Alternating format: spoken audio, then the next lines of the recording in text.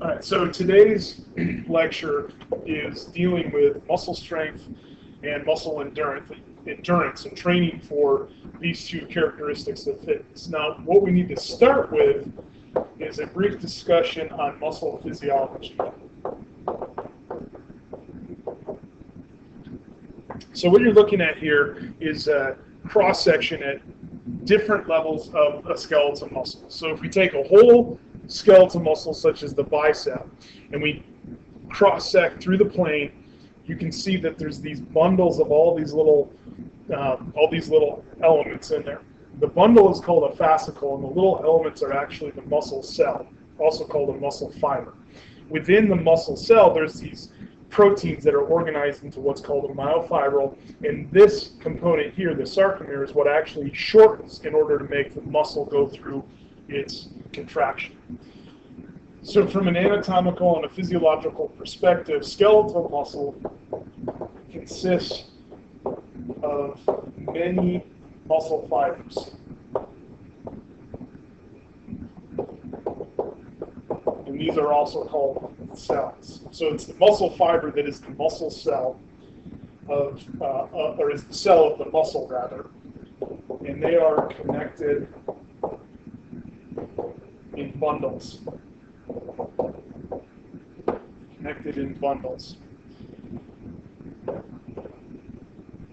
If we go down one more layer of detail, we have all of our muscle fibers or our muscle cells being comprised of myofibrils. And these myofibrils, are comprised of proteins that interact in order to shorten the whole muscle. Now, when we undergo strength training, we have an increase in the number of myofibrils. In other words, we add additional proteins to increase myofibril number, which results in an increase in the size of the muscle fibers or the muscle cells themselves.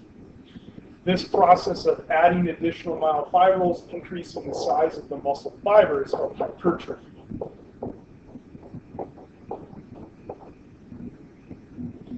So hypertrophy is the way in which a muscle gains size or gets larger by increasing the protein, the myofibrils, leading to an increase in muscle fiber size. So we're not actually adding additional muscle cells, we're just increasing the size of those that already exist. Now on the converse, inactivity will actually reverse the process. So this is no longer hypertrophy, but the opposite, which is atrophy. So yeah, hypertrophy, which is the increase in size of a muscle fiber, of a muscle cell, and atrophy, which is the decrease in size. So why don't we take a real quick look here at the muscle cell, the muscle fibers. And as you're probably aware, there are different types of muscle fibers. And we're going to categorize the types of muscle fibers into two different types, slow twitch and fast twitch. A slow twitch muscle fiber is a muscle fiber or a muscle cell that resists fatigue. So in other words, it is fatigue resistant.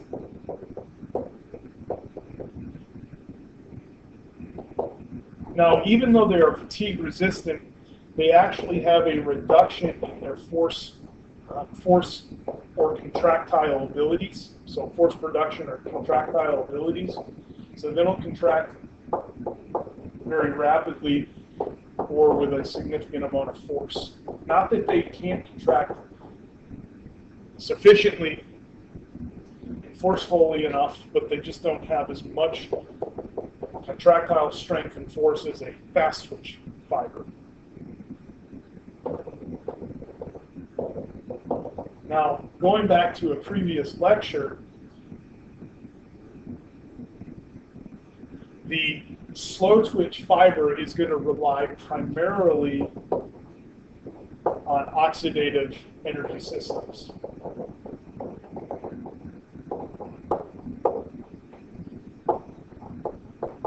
In other words, these types of fibers will require oxygen, a constant supply of oxygen that's sufficiently supplied to that cell. The fast twitch muscle cells or muscle fibers have the ability to produce a large and rapid contraction. So they contract rapidly and with a significantly larger amount of force compared to slow twitch.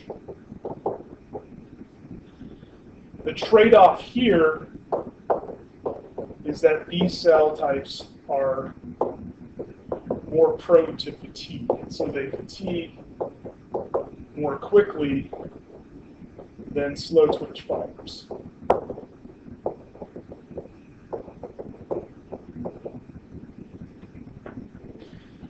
As an energy perspective, the fast twitch fiber is going to rely more on our non-oxidative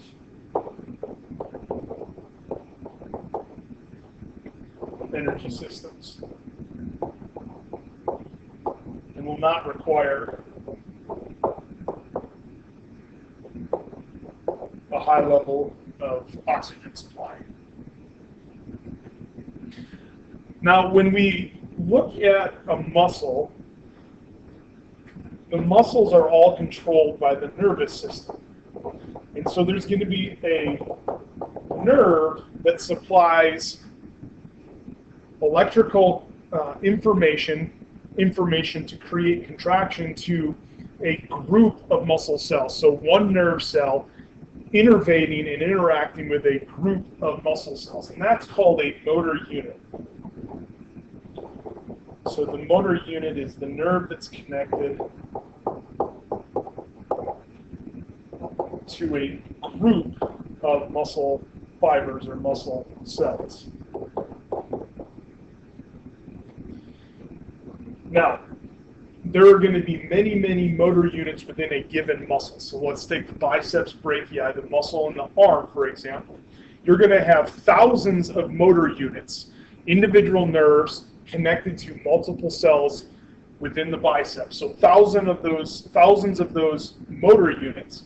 And in order to change the strength of contraction, to differentiate between lifting a heavy weight and feeding yourself with a fork, high amount of force for the first one, low amount of force for the second one, we're going to recruit a different number of motor units. So our motor units are recruited to produce different amounts of force. Now, each of these motor units, when it is recruited, it follows a principle called the all or none principle. So the all or none principle. And this principle states that if a motor unit is activated to contract, it's going to contract with the maximum amount of strength that each of those individual muscle cells are able to create.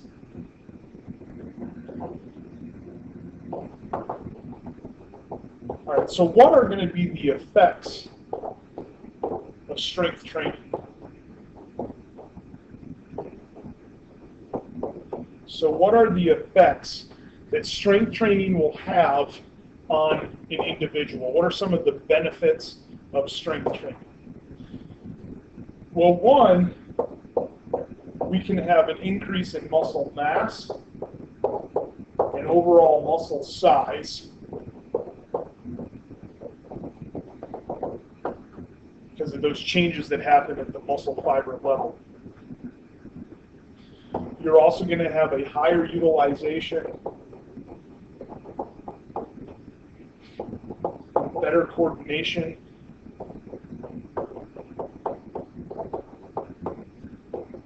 of individual motor units. So you might think of this as increasing your dexterity and your motor control. We'll see an increase in strength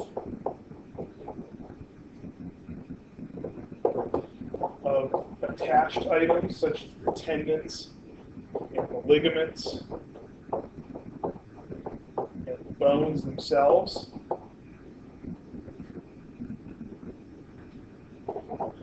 With weight training or with strength training, we're going to have an increase in storage capabilities for fuel.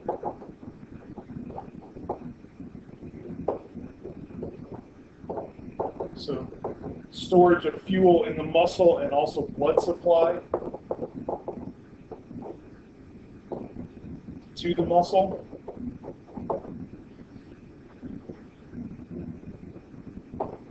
You're also going to have improvements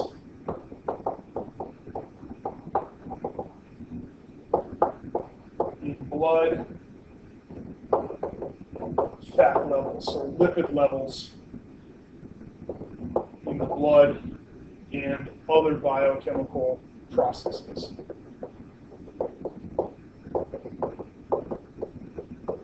In fact, increasing muscle strength can lead towards vast improvements in metabolism, other biochemical processes that it can also assist beneficially with weight loss.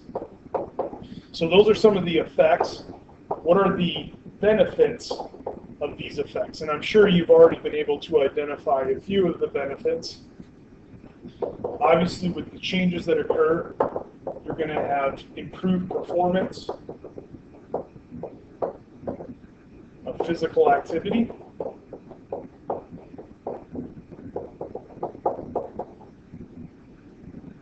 You will have improvements in injury prevention.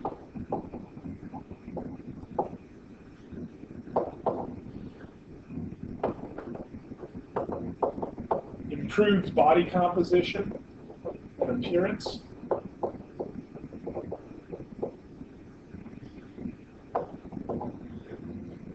Strength training is also associated with enhanced self-image. And this is just the idea of your own perception. Also leads towards better quality of life.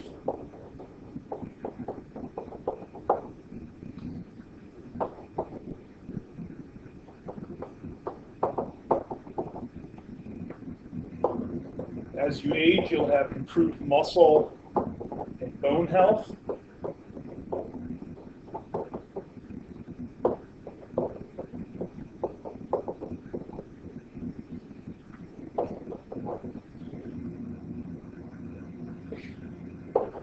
And you'll also gain in your prevention and management abilities against chronic disease.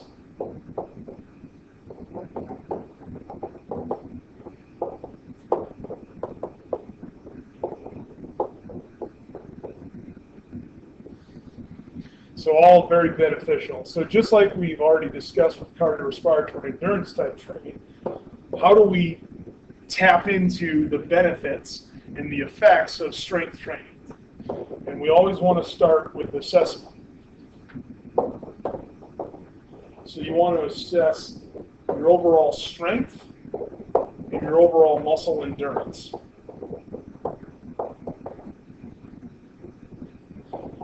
Got a couple different tests that can be utilized for taking a look at strength and endurance. For strength, you can measure a repetition maximum, or a so-called 1 rep max, 1 RM. This is the maximum resistance or weight that can be lifted just a single time, just once. And this will help out with a measurement or an assessment of muscle strength. So you would do this for a bunch of different muscle groups. So maybe you do a 1 rep max for bench press to measure pectoralis major strength, and you do a bicep curl or a preacher curl to measure biceps, or a hip sled to measure quadriceps. So you do this for a variety of different muscle groups. You figure out what's the maximum load or resistance that can be lifted just a single time. For endurance,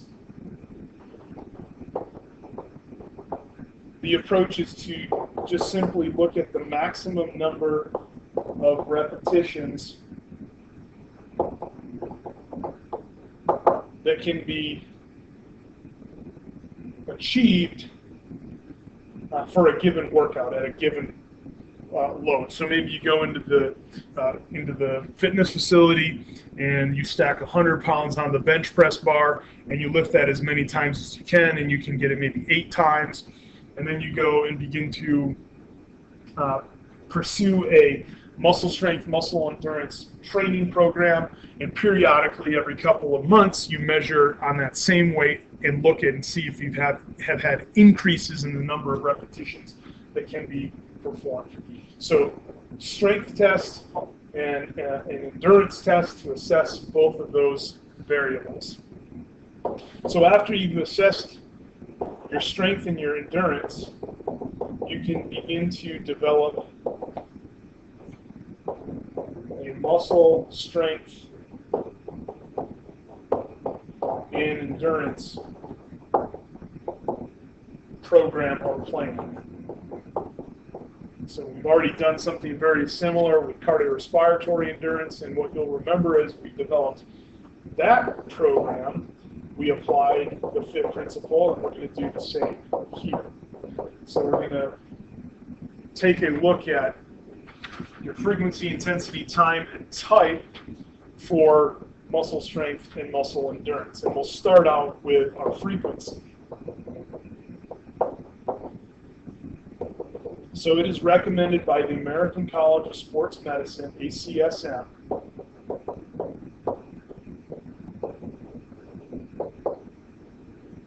that one should utilize 2 to 3 days per week per muscle.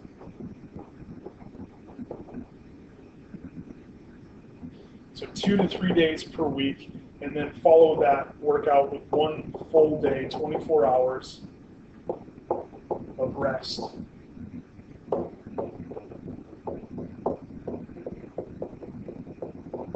Now, that doesn't necessarily mean that you do everything in those 2 to 3 days.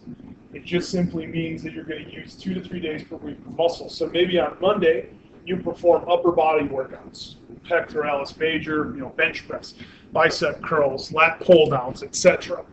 And then on the next day, as you're resting the upper body, on Tuesday, you perform lower body workout, and you work on the muscles of the legs and maybe of the abdomen.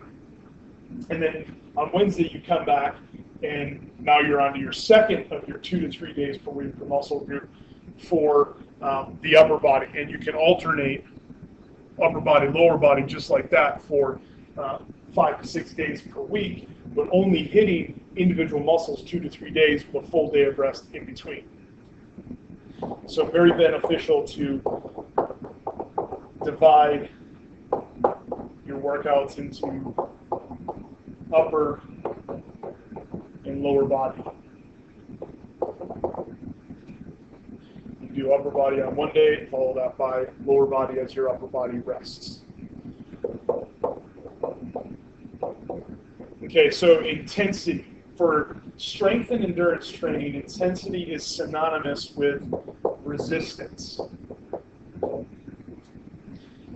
So we're going to look at the resistance, or how close or far you're going to be from your 1 rep max. If you are interested in building strength, your intensity should be heavier weights. So higher resistance, closer to 80% of the 1 rep max. And you're going to couple this with performance of a lower number of repetitions. So that's to build strength. You could also focus on building just endurance. So just work on improving endurance. Here you're going to apply lighter weight. so lighter or lower resistance, typically between 40 and 60% of the 1 rep max. And you'll couple that lower resistance to a higher form, a higher number of reps.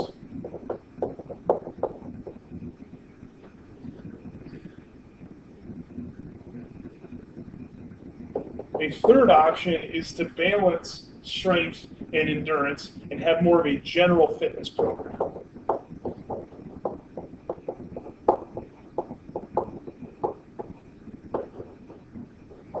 So for that general fitness program, we're actually going to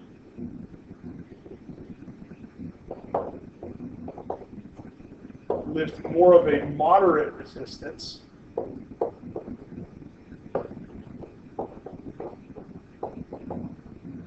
So lift moderate weights closer to about 70% of your 1 rep max. And then a moderate number of repetitions.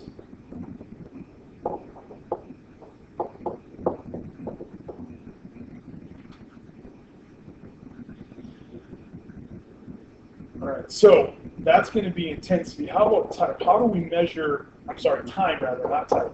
How do we measure time in terms of muscle strength and muscle endurance? And it really comes down to reps and sets.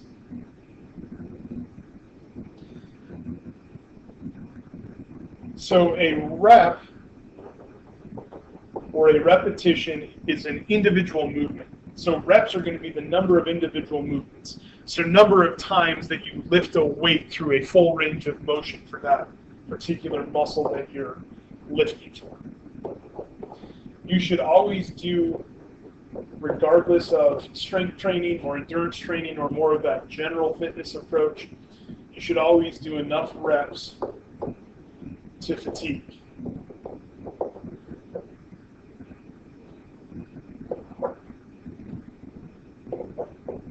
So do enough reps to fatigue.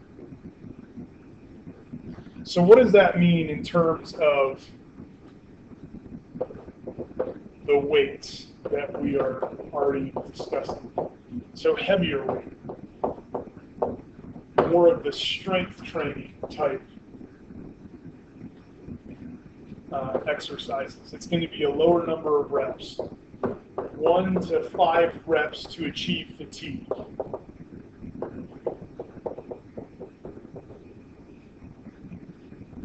Again, this is the program to build strength.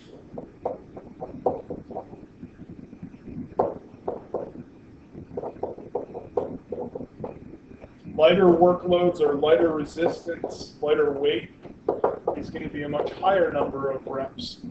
So between 15 and 20 repetitions to reach fatigue. And this would be the program to build endurance.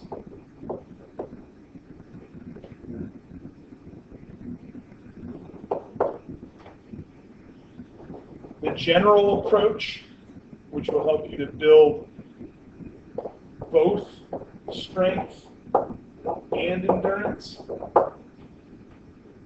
Now you're looking at 8 to 12 reps. So 8 to 12 reps until you achieve fatigue. So that's going to be your repetition, your individual movement. And these repetitions are going to be grouped into sets.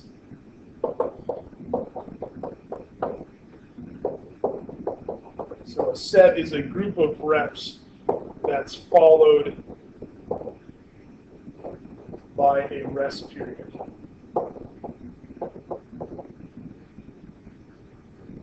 So these 8 to 12 reps group together into a single set. For that general fitness approach of building both strength and endurance, typically 1 set is satisfactory. So you do 1 set of each of a variety of different exercises.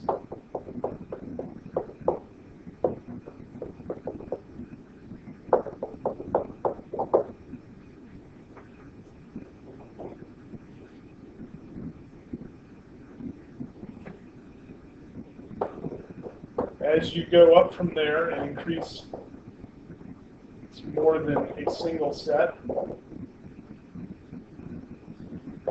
this is going to increase strength development.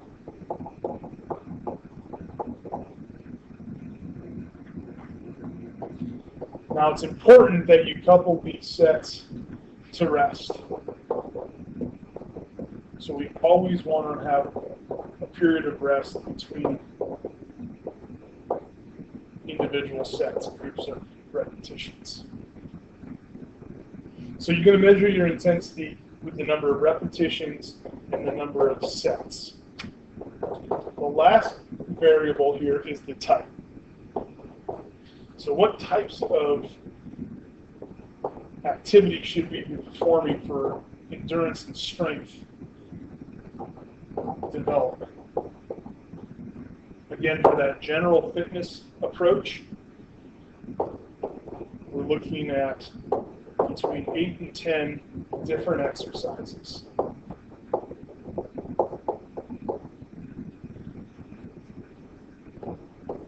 Typically what we do with these 8 to 10 different exercises, and again you can divide this to the upper body on one day, the lower body on the second day. We want to start out and make sure that we hit all major muscle groups. So we want to start with exercises that involve larger numbers of muscles. We want to make sure that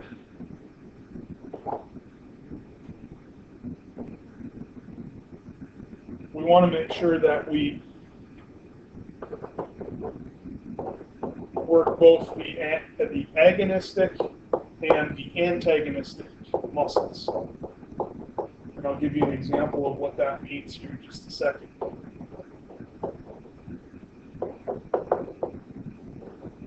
So if you work your bicep brachii, which is the elbow flexor, that would be the agonist. You also want to work the elbow extender, which is your tricep, which would be the antagonistic muscle. So you basically want to work the muscles that do the opposite motion. Lastly, you also want to go from the large muscle groups, many muscles in the group doing the activity, such as a bench press, which works the pectoralis major muscle group. It also works triceps and other stabilizers in the shoulder. So that's going to be a large muscle group. Involves multiple joints, elbow, the shoulder joint, okay, so bench press. And you want to work then from those large muscle groups, multiple joints, to smaller muscle groups over single joints.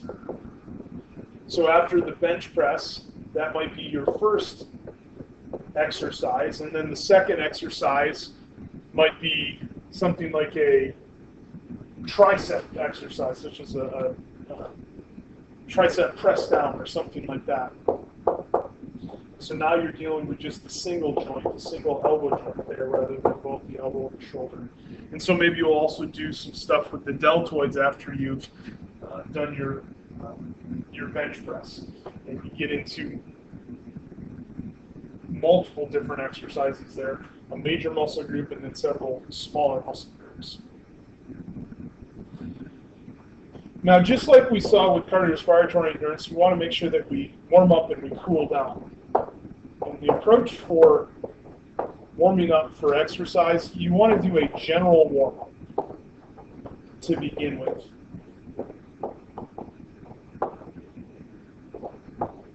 And this occurs before the workout and is typically going to be something like 10 to 15 minutes or 5 to 10 minutes of jogging, light jogging on the treadmill, just to increase breathing rate, increase muscle efficiency, increase blood flow and circulation. But then you also want to apply specific warm-up.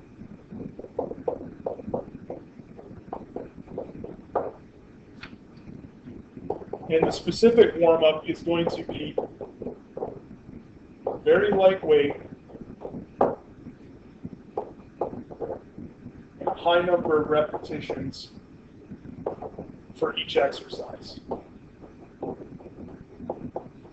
So again, back to the example of bench press. You start out 10 minutes on the treadmill, and then you go over to the bench, and you start out maybe with just the bar, and you lift the bar 25, 30, or maybe more times.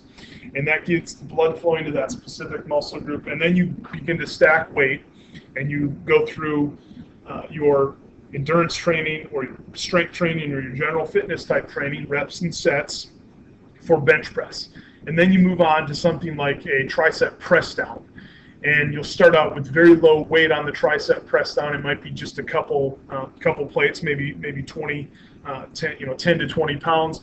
You do your tricep press down, and then you do your sets and reps of the higher weight, and you proceed through the workout with a specific warm-up before each of the specific tasks that you are going to perform.